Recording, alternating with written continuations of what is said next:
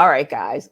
So, Maria, you had quite the trip. It was like an Atlanta road trip for you Oh, yesterday as you moved up, down, and around the metro. So, it we're was going to go with terrible. you up to Flowery Branch first, although I know that was your last stop of the day, but we're going to go up Yeah. to Flowery Branch with you first. And we know that, okay, I don't really know how to say this, so I'm just going to say Kirko Chains. Okay, that's close enough. Has That's become good. That's official. good.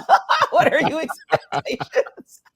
I tried, Jarvis. I tried. That was fantastic. Great I'm getting job. so scared in my head right now, but go I ahead. know, right?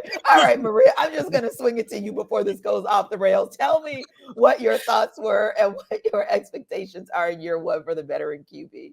Oh, my thoughts and expectations is that we hear a lot more Kirko Chains phrases from you, Tanitra. But Yes. man, I am right, exactly. I'm really excited. And I know that there's a lot of differing opinions out there. That's what makes the Falcons fan base so fantastic.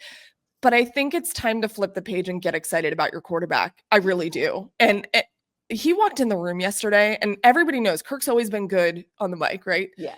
He walked in the room and I thought, oh my gosh, this is so different. This is night and day. And that's no shade on Desmond.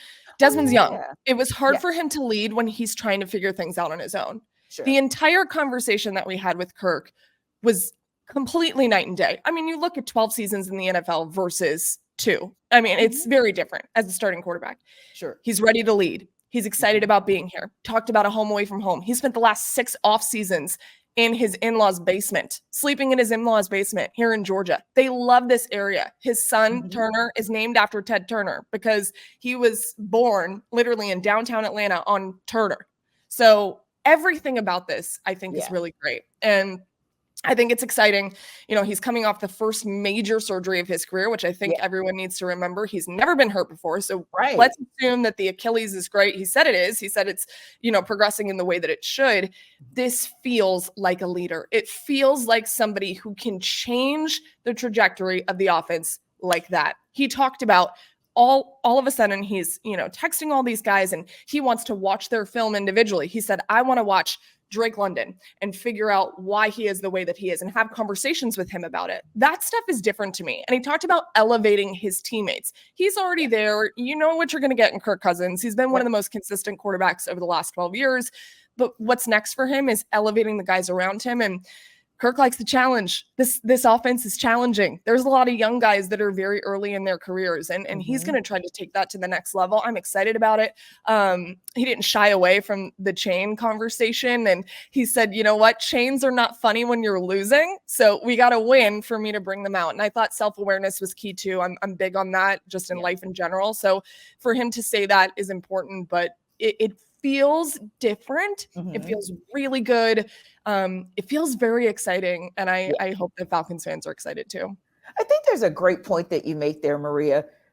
Kirk Cousins may not have been your quarterback of choice. Maybe Justin Fields was the guy you wanted in Atlanta, or maybe a few fans may have wanted outside shot at Russell Wilson, or a few fans may have wanted to say, hey, let's just build around a completely young core, right? We've got the core young running back. We've got the core young wide receiver. Let's go get the QB, the franchise QB in the draft. We get that. But Kirk Cousins is here. The deal is done. So let's all reset ourselves and say, okay, Raheem Morris, Zach Robinson, Kirk Cousins, what you got? I think that's an excellent point that you make. Let's reset and let's talk about, now that you're here, Jarvis, what are those expectations for you as QB1 because of those 12 years and all that you bring to the table, including just the one, although I know it's big, but just the one major injury? What are you going to do to put this franchise into truly a win now position? Because at this point, I don't know about you, Jarvis, but I don't want anybody talking to me anymore about the NFC South. Talk to me about a bye and getting to the NFC Championship. Oh man, it's like you speaking my language over there, T.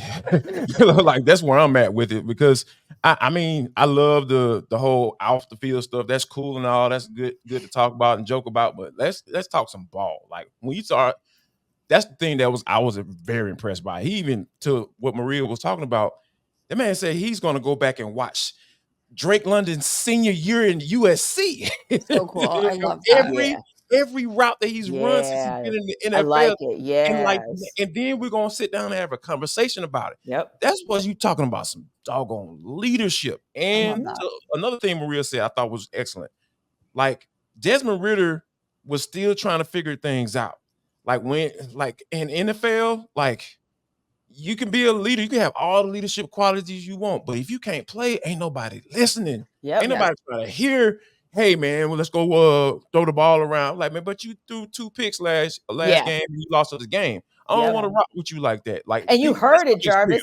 You heard it That's as just time went real. on. Yeah, because you would hear like, and not to call out Grady, Jared, and Jarvis, I want you to finish your thought, but I can remember the conversations in the off season. I can remember the conversations at OTAs and during training camp and everything when everybody was, oh, he's our quarterback. That waned so fast because it did not match the commentary. The play did not match the quote unquote rhetoric. So no, Jarvis, you're absolutely right. But continue. It's just when you said that, it immediately jogged my mind. Like, yeah, you're absolutely right. You got to show and prove. For sure. And I think that, even with Jesse Bates, there was a report that he said, hey, let's go. It's time. Yeah. Like, those are some of the things veteran guys get excited about this stuff because they know exactly what they're going to get each and every Sunday.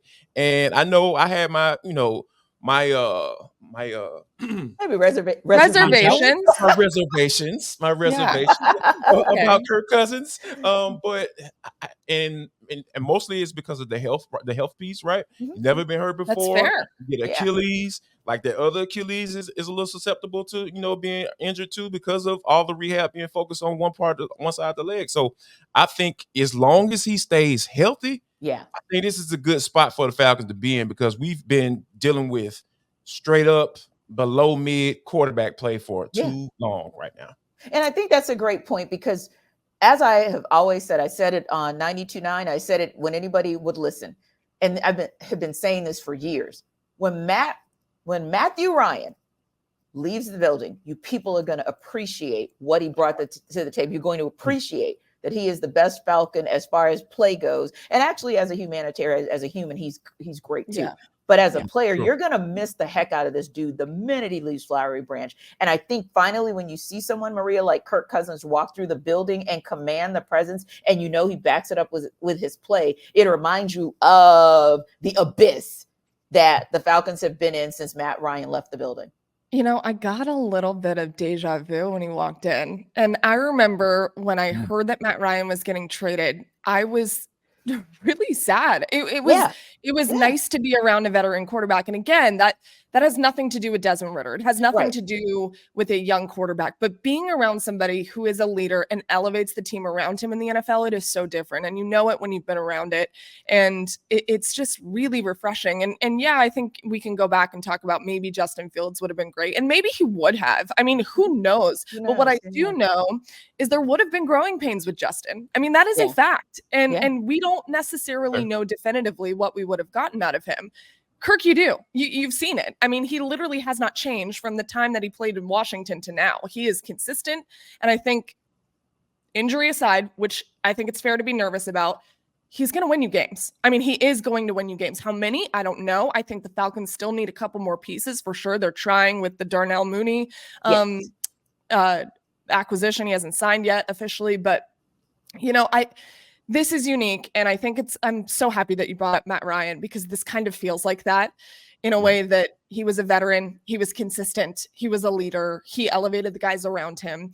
And just Desmond didn't command the respect that I think Kirk will automatically. He talked all of a sudden. He's like, I called up my good friend Drew Brees. He's calling up all these veterans, future Hall of Famers. It's younger quarterbacks can't do that. And there is a difference. And I think the younger guys on this team, specifically because there's so many young pieces, are going to benefit so tremendously. And granted, Desmond may get a lot out of this, and I think he will. And I think that that's fantastic. So I'm still really excited. And I think when you're talking about football and you're talking about the postseason, I think you can expect it as a Falcons fan this year. I'm pretty confident in saying that. Yeah, if the Falcons do retain Desmond Ridder as the backup QB, you're right. He'll get to study under one of the best. And if Kirk Cousins should go down for even a game or so, if they keep Dez, then that could be a better Dez than we saw even last year to come in and maybe be a game manager. But Jarvis, real quick, I know, as Maria mentioned, Darnell Mooney hasn't been officially signed, but I do like the the potential for what Darnell Mooney is able to do. I know that maybe we hadn't seen him in his fullness in Chicago, but I also think that's because, well, we know what Chicago's issues were ad nauseum. And I also think that when you look at the fact that Kirk Cousins is not going to be a statue per se, but he is going to maybe need more pass protection than a scrambler, a nice add to maybe from a blocking perspective is Charlie Warner. Oh, for sure. Yeah. When you think about, that's why I say I want people to kind of like slow down on, they're going to be running 11 personnel 99% of the time. Like, calm down. I really feel like they're going to cater their offense and thoughts and ideals and route concepts and all that stuff to what they have right now. Because the first thing that came out of Raheem Morris's mouth was Bijan Robinson, Drake London. You know what I'm saying? Like, Tyler Algier. Like, you have a strong running game. This is the strength of the offense. Regardless whoever else they bring in as far as the passing game goes, the strength of this offense is the running game. Yeah. That's where that's where the money resides on the offensive line, and that's where the draft capital investment is in the running back room. So I think that this is going to be, and Charlie Warner, I think, is a good piece because he's one of the better blocking defensive end, tight end in the NFL. So just pay attention. I really like what I'm seeing right now with Terry Fontenot as far as the vision for this team. Can I say one thing really, really quick? You made up when you said Kyle Pitts earlier, it just got me thinking. Kyle Pitts texted Kirk a long time ago, recruiting him essentially to the Falcons. If that doesn't tell you that they are hungry for a veteran quarterback, I don't know what does. I thought it was very telling. Yes, exactly. I was like, oh, he was like, I was like, wait, how do you feel if you're Desmond Ridder? And your teammates were low-key texting veteran quarterbacks like, hey, come play for my team. Look, Maria, that's why I feel like what T said, as far as if they bring him back, I think pay attention to that. I would not be surprised if Desmond not brought back. I would not be surprised at all. For sure. Yeah, indeed. And we talked about, and I can't wait to talk about this in the coming weeks too, because we talked about those individuals who will be making their cash, making their money. So O-line, get ready, because Falcons O-line, you're about to earn all your keep. But there's some guys who are trying to earn more money and maybe earn less in Athens on Wednesday. We're going to talk about it. Stay tight because we're going to talk about it on the other side.